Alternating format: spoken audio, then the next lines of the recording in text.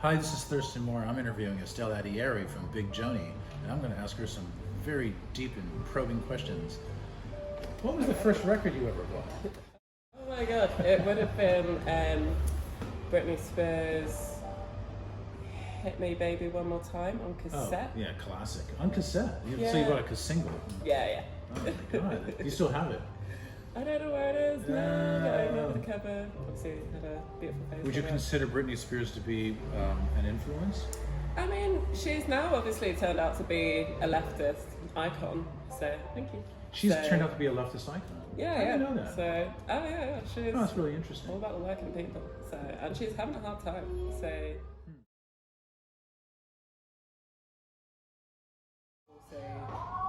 it was kind of like how I would socialise when I was under 18, because you could go to gigs if you were over 14 or 14 plus. Right. But otherwise, it's not like you can go to the pub officially and hang out with your friends or anything. So yeah, we'd always just be going to shows, and yeah, obviously at that time, it felt so important, like all these bands, and so it was like, well, this is my favourite band ever. What was the first bands that you saw? I remember going to see bands like Funeral for a Friend, if you remember them. Beautiful Friend? No, Funeral for a Friend. Oh, Funeral for a Friend. Yeah. No, I don't remember them. Okay, so they were What year like... is this? Like 90s? So it's probably 15 years ago. 15 years ago? Wow, But, so yeah, early 2000s. Yeah, so like, I'd say they were our kind of a sort of bordering mainstream emo-y band when that was being a big thing. But I did see Taking Back Sunday, My Chemical Romance. Taking Back Sunday? Yeah. Oh yeah, that's super emo. Yeah, so those were my teen bands, and I remember going with Vicky to see like Deftones and like at the drive-in at Brixton and stuff like that later. Did you ever go to any of the Reading festivals or anything like that? Yeah, because my sister Vicky actually went to uni at Reading, and she was she's like 8 years older than me, and back then you could get day tickets quite easily and stuff. Yeah. So we'd like, if the lineup was good and there was something we wanted to see on the day, we could still just go and buy a ticket and like see what's going on. So there's all kinds of stuff there. I remember, I think maybe like ska bands like Real Big Fish and Less Than Jake, they were there, and I saw LCD Sound System, that was really good. I actually saw Be Your Own Pet at Reading, that's where I saw. Be Your Own Pet? Oh, at Reading, Yeah, 1 year. Did you like them? Yeah, no, awesome. And Santa Gold as well, I remember seeing. Yeah. Always think of yourself as like having a future in playing music. Was that your thing? I didn't know if it would have like a huge, or like play as big a role, I guess, in my future. I just knew I always really loved music from a young age, and it was kind of always around me. Like, I always remember like my dad playing records like at the weekends and stuff, and him and my mum had played instruments when they were younger. Junk? Junk? Yeah. First band of Estella's is called Junk. Yeah. That's a pretty cool name. So, I don't think I've ever heard of a band called Junk. Really? Yeah. That's kind of like, why hasn't anybody, It was going to be Junk Food, and then our drummer Danny was like, no. Junk. Either food or junk. Let's go yeah. So that was like, I think 2013. Wow. So I was still... Any junk tapes? Actually, I think I do have some I can give you. I was saying earlier, my first job was at Wembley Arena, pretty much working about. So I was like, oh well, Wow, that's worked in. Yeah, there was a really good Prodigy show that I was telling everyone about. That. Prodigy at Wembley? Yeah. You were there? Yeah. I sold a lot of water that night. Did you see the Michael Jackson show when Jarvis Cocker jumped on stage? No, I heard about this.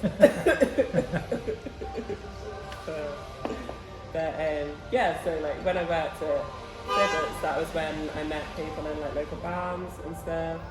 And then that's where I met Sam, who I started Junk with, and we were a couple as well. So we've been saying like, oh, we should start a band for a while. And then our friend Dave, who already played in a band called Missing Kids, was like, oh, why don't you just come and play my show next week or whatever? And we were like, oh, like, we don't have any songs.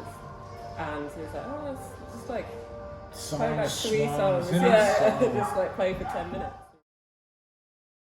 babysitting for Shadoom from Big Joanie's cat, Lux, named after Rosa Luxemburg. Wait, is Rosa Luxemburg the official Big Joanie cat? I think you should be.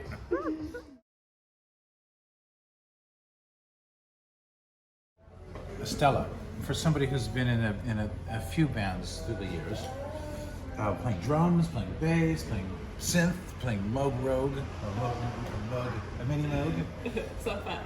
I used to have an original Moog Rogue, but it's a long story. Do you have any advice for up and coming young musicians looking to sort of break into the biz?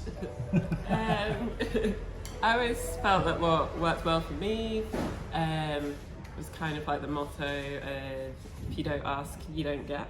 So not being afraid to try and go for things that you want, like if you want a support slot on like a bill or something, or you're trying to approach like a label or something, not to kind of be afraid of that scenario, because I always feel like the worst thing that's going to happen is that they say no, and then that's really like not the end of the world. We've recently come back from the Crash Studios residency in Margate. Did I tell you about this? Oh yeah. The residency. So cool. yeah, we spent like about 3 full days in the studio, kind of like working on new material. Obviously for album number 2. It was a really cool studio. Like, I had my favourite bass amp in there, so kind of Rumble 500. You know, the really lightweight one, but it sounds really massive. So, and it had like, I want to say, at least 8 different synthesizers in there and stuff. So that was really fun to play around with. And yeah, it was nice to just have like space to ourselves again and just kind of like focus in that way, because it's been a long time, especially with lockdown and stuff. Like. Estella made me a cup of tea the other day. And as an American residing in the country of which she was raised in, I might have offended her by saying, this tea is not strong enough. And it has milk in it.